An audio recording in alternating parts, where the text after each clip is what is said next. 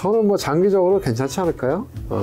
이 전기차, 뭐 자율주행, 인바이러먼트, 환경, ESG 이거는 메가 트렌드는 아직 진행 중이라고 봐야 되겠죠.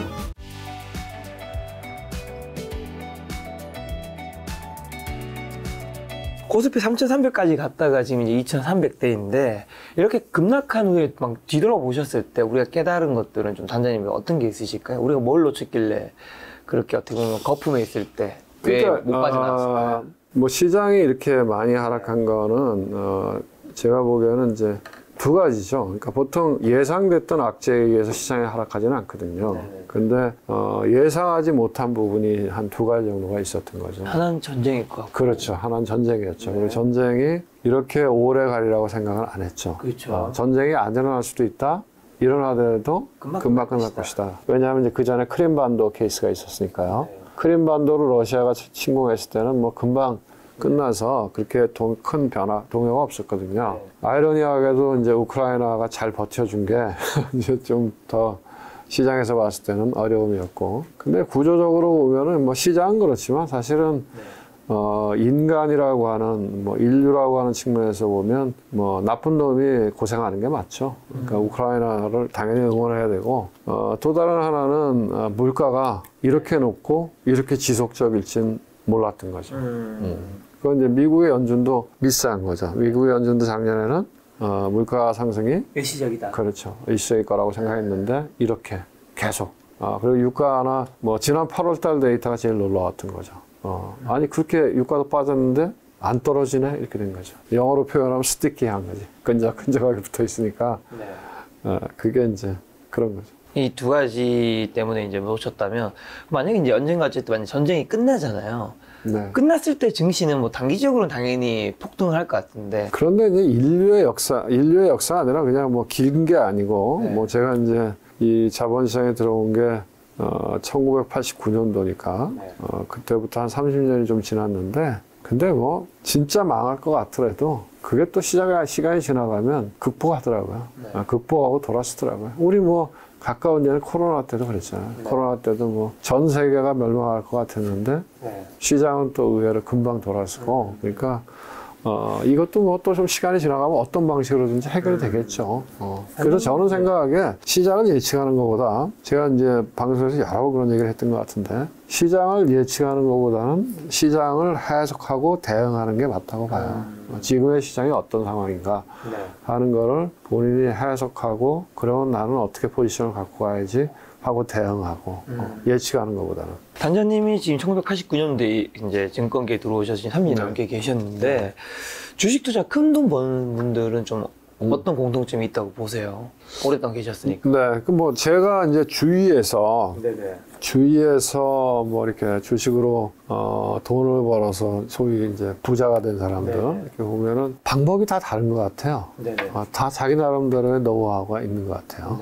그래서 뭐 그건 저하고 가까운 친구인데 뭐 그 친구는 투자로 한 수천억의 돈을 버는 친구인데 그 친구는 아주 뭐랄까요 이 소위 얘기해서 우리가 얘기하는 업종 대표주 뭔가 선도하는 업종에 글로벌 경쟁력을 갖고 있는 대표 주식을 사서 뭐 이렇게 장기 투자하는 스타일 그렇게 해서 돈을 많이 벌었고 그러니까 그 친구는 꼭 밸류에이션에 집착하는 것 같지는 않고요. 근데 이제 나름대로의 자산 배분 원칙은 늘 갖고 있죠. 주식과 주식이 아닌 자산 이거에 대한 기본적인 그 비율 이런 것들은 갖고 자산 배분을 하는 거죠. 주식이 많이 올라가면 좀 팔고 다른 자산을 늘리고 또 주식이 많이 빠지면 주식을 좀 사서 그 비중을 맞추고 하는 기본적인 자산 배분 전략을 꾸준히 갖고 가면서 그렇게 벌었던 친구도 있고 또 한 내가 아는 분은 개인 투자자로서 돈을 꽤 버셨는데 그분은 주식을 한 30년 했는데 아예 자기는 대형주는 안 본다. 아예. 왜? 자기가 기관 투자가나 외국인하고 경쟁해서 이길 수 있는 가능성이 없기 때문에. 그래서 아예 뭐 대형주 이런 건 다 제외. 그 다음에 자기는 뭐 이렇게 성장주 이런 거 잘 모른다. 테크를 잘 모르고 바이오도 모르고 그런 거 다 제외. 오로지 싼 주식만 산다. 밸류에이션이 싼 주식 산다. 이런 거죠. 이렇게 옛날 어떻게 보면 이제 현명한 투자자에서 이야기한 벤자민 그라함이 얘기했던 뭐 그런 스타일이죠. 그런 스타일, 근데 그분이 갖고 있는 철학이 있어요. 뭐냐면, 우리나라의 시장의 특성상 중소형주는 빠질 때 훨씬 많이 빠지고, 또 오를 때는 또 훨씬 많이 오른다. 네. 그러니까 훨씬 많이 빠졌을 때 사면은 돈이 되더라. 기다리면. 뭐 그런 전략을 갖고 돈 버는 사람도 있고. 네. 그 다음에 타임폴io, 여러분 잘 아신 타임폴io, 네. 황성환 대표 같은 경우에, 저도 개인적으로 오래 알고 지낸 후배인데, 그런 친구들은, 가난하게 자라서, 돈을 벌어야 되는데, 돈 버는 방법은 이거밖에 없고, 그런 거죠. 그래서 절실한 마음으로 주식을 배워서, 그 친구가 어쨌든 옛날에 학생 시절이나 이럴 때, 대학생 모의 투자대회 하면 1등하고 그랬다는 거 아니에요? 그러니까 굉장히 변화에 빠르게 대응하면서 거의 하나는 롱온리 펀드도 있지만 그 타임폴리오는 롱숏 펀드도 있거든요. 그거는 거의 손실이 잘 안 났다는 거 아니에요? 10년에 한두 번 손실 나면서 수익을 냈던 그런 친구도 있고, 여러분들이 아는 이제 강성부, 이런 친구들은, 우리나라 지배구조가 문제야. 그 지배구조를 뭔가 잡고 그 틈새를 흔들면 돈이 되지 않을까 해서 한진칼을 붙잡아서 흔들어갖고 엑시잘해서 돈을 많이 벌었죠. 그렇게 사람마다 다 다른 것 같아요. 돈을 버는 방법은.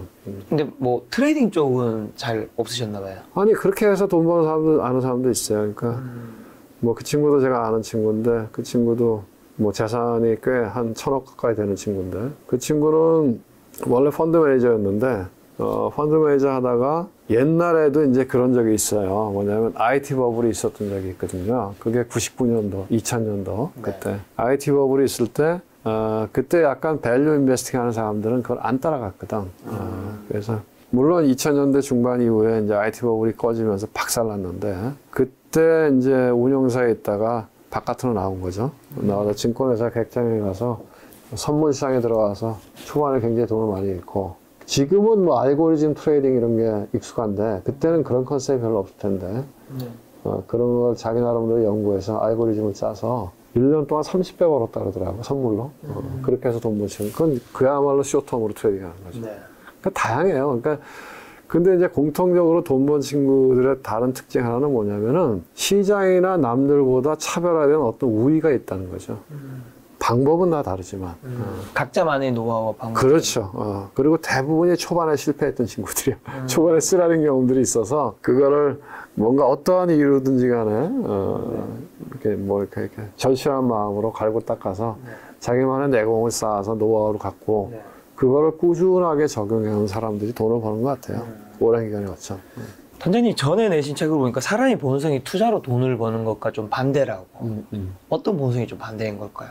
우선 사람은 남들하고 다른 결정을 내는 거 되게 힘들잖아요. 부럽죠. 보통 사람들은 그냥 이렇게 우아할 때 같이 가는 거지. 그렇죠. 나만 아니라고 돌아서는 건 어렵잖아요. 어렵죠. 그러니까 근데 기본적으로 시장이라고 하는 거는 10명 중에 한두 명이 돈 버는 거잖아요. 그러니까 기본적으로 이게 어려운 거지, 기본적으로. 그런 거고, 또 어떻게 보면은 공포를 느낄 때 주식을 사야 되는 거고, 탐욕을 느낄 때 팔아야 되는 건데, 그거는 우리의 본성하고 반대잖아요. 그러니까 그런 것들이 어려운 거죠. 자, 그럼 매일매일 이제 상승 어쨌든 하락이 이러면 주식시장에 이제 변동성이 굉장히 심하잖아요. 네. 이런 거를 이제 전문 어떻게 보면 고수 투자자분들 이 변동성을 잘 활용해서 돈을 버시는 분 같다는 생각도 드는데 개인 투자자분들한테 사실 이 변동성이 너무나도 큰 스트레스일 텐데 이런 변동성을 이겨내는 멘탈 관리 방법은 좀 어떤 게 있을까요? 그게 자기 확신이죠. 변동성을 이겨낼 수 있는 거는 내가 어떤 주식을 투자했어요. 그런데 그 주식을 자기가 볼 때, 물론 분석을 다각적으로 많이 했겠죠. 그랬을 때, 주가 빠질 수는 있지만, 이 주가가 밸류에이션에 비해서는 너무 싸다. 언젠가는 올라갈 거다. 하고, 왜? 경험상. 그러면, 아까 제가 말씀드렸던 아는 그분은 개인 투자를 30년 가까이 하신 분인데, 그런 거죠. 그렇게 한 30년 정도 하다 보면, 자기 나름대로 경험에 의한 확신이 생기는 거죠. 이건 흔들려도, 이런 스타일의 주식을 내가 붙잡고 가면 언젠가는 올라간다. 그런 자기 확신이 경험상 있는 거죠. 그러니까 버틸 수 있는 거죠. 뭔가 흔들릴 때 버틸 수 있다고 하는 거는 그만큼 자기에 대한 확신, 경험, 신뢰 이런 게 있는 거죠. 그게 없기 때문에 개인들이 흔들리죠. 굉장히 흔들릴 수밖에 흔들리죠. 그렇죠. 흔들릴 수밖에 없죠. 그렇기 때문에. 아니 근데 사실 그게 개인들이 만들기는 쉽진 않은 거잖아요. 시간이 필요하죠. 네. 그러면 이제 개인들이 주식을 안 하든지 아니면 하면서 흔들리든지 아니면 하면서 흔들리는 거 통해서 기준을 만들든지 아니면 뭐 전문 자산운용사나 이런 데 이제 돈을 간접 투자를 하든지 어떤 게 좀 낫다고 보세요? 근데 제가 이제 그전에도 시장이 좋을 때에도 제가 뭐 그 경제전쟁 꿈 이런 데 나가면 네. 그런 얘기들을 뭐 했었는데 존리나 뭐 강방천 회장이나 이런 사람 있으면 그런 얘기 했었는데 그분들은 늘 주식 사고 계속 들고 와라 이런 얘기잖아요. 근데 저는 생각에 개인도 자산 배분을 해야 된다. 그러니까 주식, 뭐 그다음에 안전자산, 예금이나 뭐 채권, 아니면 뭐 돈이 많은 사람은 부동산. 네. 근데 보통 금융자산만 놓고 보면 주식과 뭐 예금, 채권 그 사이의 비중을 어느 정도 갖고 가야 된다. 예를 들어서 제가 이제 아까 그 주식으로 돈을 많이 벌었다는 친구는 50대 50을 가져가요. 주식 50, 그다음에 다른 뭐 채권이나 이런 거 50. 네. 그리고 시장이 좀 안 좋으면 주식 비중을 좀 낮추는 거죠. 근데 이제 그런 자산 배분을 먼저 한 상태에서 그거를 이제 누구한테 맡길 거냐 하는 건 그 다음 얘기죠. 예를 들면 내가 가지고 있는 자산 중에서 주식을 몇 %를 가져갈 거냐 하는 거를 한 1년에 한 번, 아니면 6개월에 한 번씩은 자기 스스로 판단을 해보는 거죠. 기관 투자가 하듯이. 그래서 그 연금이 그렇게 하잖아요. 연금이 5년 단위로 자산 배분 계획을 짜지만 1년 단위로 그걸 조정하고 일정한 범위에서 우리가 그건 이제 전술적 조정이라고 하는데 tactical asset allocation이라고 얘기하는데 뭐 예를 들면 주식 비중이 30%다. 네. 그런데 플러스 마이너스 5%에서는 시장 상황에 따라서 좀 비중 조절을 하는 거죠. 개인도 그런 자산 배분이 필요하지 않을까요? 작은 돈이라도. 근데 뭐 또 젊은 사람들은 아니 뭐 돈도 얼마 안 되는데 그건 무슨 자산 배분이냐. 몰빵해서 벌어도 이게 한참 걸리는데 뭐 그렇게 생각하시니까 뭐 그럴 수도 있고 초반에는 좀 젊으신 분들은 어쨌든 좀 리스크 테이킹을 해야 어느 정도의 그 시드머니를 만드니까. 근데 이제 어느 정도 시드머니가 있는 분들은 늘 그 자산 배분이 필요하겠죠. 지금 젊은 분들 투자 얘기해 주셔서 젊은 분들이 이제 많이 투자하셨던 영역들이 뭐 가상화폐라든가 증시에서는 이제 메타버스, NFT 이런 분야들이 있었는데 사실 이 분야들이 지금 굉장히 많이 이제 주춤한 상태인데 그렇죠. 이 중에서 어떤 것들은 좀 시장에서 다시 살아날 수 있다고 보시는 게 있으신가요, 단장님은? 제가 뭐 전문가가 아니니까 1번 그렇긴 한데 그 중에서 똘똘한 놈들은 살아나지 않을까요? 왜냐하면 우리가 이제 이 닷컴 버블을 얘기하잖아요. 99년, 2000년도에 불었던 그 닷컴 버블 시절에 엄청난 버블이 생기거든요. 그 나스닥 지수가 한 5배 올라요. 5배 올랐다가 한 80%가 빠져요. 한 5천 갔다가 1000으로 빠지거든요. 그러니까 지금 생각하면 대폭락인 거죠. 생각해봐요. 지수가 5천 갔다가 1000이 되면 어떨 것 같아요. 그랬는데 어쨌든 그때 살아남았던 주식들은 그 후에 훨씬 더 많이 성장하거든요. 그런 것이 우리가 지금 보는 게 아마존, 마이크로소프트 같은 회사들이거든요. 그래서 지금의 이야기되는 뭐 그런 뭐 메타버스 관련주 또는 플랫폼 뭐 여러 가지 있었잖아요. 그 중에서 뭐 살아남는 기업들은 다시금 또 성장하겠죠. 그 산업 자체가 커지니까. 근데 이제 누가 살아남을 거냐. 그런 거는 이제 구분할 수 있는 능력이 있어야 되겠죠. 다 살아남지는 않을 테니까. 왜냐면 닷컴 버블 때도 뭐 거의 90%가 망하고 살아남은 기업들이 더 강해진 거니까요. 그렇지 않을까요? 그런 거고. 자, 그럼 섹터 쪽으로 와서 좀 단장님은 우리나라 이제 현대차 기아가 속해 있는 자동차 섹터는 좀 어떻게 보시나요? 저는 뭐 장기적으로 괜찮지 않을까요? 그러니까 우선 뭐 그냥 짧게만 보면 전통적으로 환율이 이렇게 좋으면 뭐 자동차 섹터가 제일 혜택을 많이 받잖아요.